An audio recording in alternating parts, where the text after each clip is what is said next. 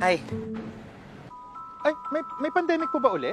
Wala. ay, pasensya na. Alam nyo naman na nag-iingat lang eh. Nagka-COVID yung buo kong pamilya. Oo, nakita namin yung post mo. Buti okay na kayo. Okay naman. Pero syempre, nung nagkasakit ako eh, halos naubos ang savings ko dahil buong pamilya sa hospital bills. Oo, hindi, okay lang yun. Importante gumaling kayo. Tsaka yung pera, ano yan? Kikitain mo uli yan. Yun na nga lang din inisip ko. Kaya lang, dahil nagkasakit ako, humihina na rin yung online store ko. Ayun. Lalakas din ulit yon, konting sipag at syaga. Alam ko naman. Kaya lang, nung nagkasakit ako, humihina na rin talaga yung resistensya ko. Kaya kahit sa pagtatrabaho, hirap na ako. Yun nga lang, pag iniisip kong lilinisin ko itong buong bahay, parang hahapuin na ako at sumisikip na yung dibdib ko. Pwede ka naming tulungan ni Maria na maglinis kung gusto mo. Hindi, wag na. Mas okay na rin yun na walang ganun kasi mahirap pag maraming tao, mas malaki yung tsansa na magka-virus na naman ako. Sa bagay. Pero kung isang tao lang, si Maria, payag ako, okay. Ay, alikin. Ano? Okay ba sa'yo? Pero kung kung makakastorbo kay Maria at saka sa inyo, hindi, okay lang. Wag na lang pala. Okay lang. Hindi, teka lang po. Sige po, tulungan ko na po kayo. Talaga? Opo. Thank you, ha. Mga 3 araw ko siyang hihiramin. 3 araw? Hindi, sige, wag na lang. Kung makakaistorbo naman, sige, okay, salamat na lang. Ay, hindi, Mang Jason. Ay, naku, Maria. Salamat. Babayaran na lang kita ng extra.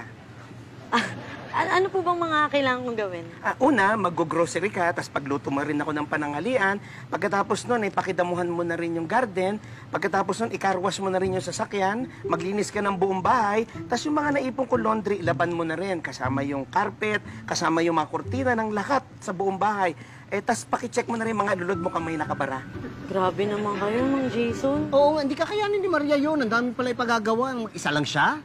Ay, hindi po yun, sir. Ay, ano? Sabi niya po kasi lutuan ko siya ng tanghalian. Ano mahirap doon? Hindi niya naman po sinabi kung anong ulam yung gusto niya Ang hirap po kaya mangulan ng lulutuin. Mang Jason. Sabon. Ay, Mang Jason, ito na po yung pinabili niya. Sandali, dyan ka lang. I-disinfect muna natin yung mga pinamili mo. Mahirap na virus eh. Okay. Ngayon, i-antigen naman kita. Po? Ay, Mang Jason, kailangan pa po ba yan? Bakunado naman po ako wala po akong COVID.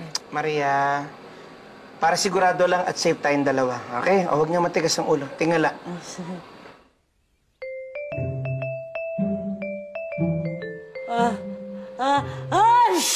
Naku! Hoy!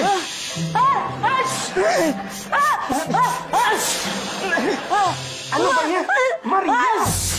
Mang Jason! Jason! Maria! Kami to! Kami ni Pepito! Ay, may dala kami mga pagkain, no?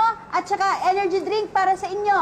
Ay, ma'am, sir, sabi po ni Mang Jason, pakiiwan na lang daw po dyan sa labas. Ha? Wala naman kaming virus. Oo nga, tsaka kung gusto niyo mag-social distancing tayo para sigurado.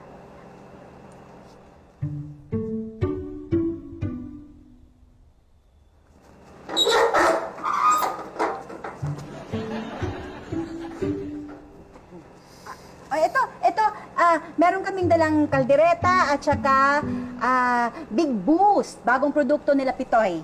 Pampaano to? Pampalakas ng resistensya. Ay, salamat. Pakibaba na lang dyan. Alam niya na gagawin.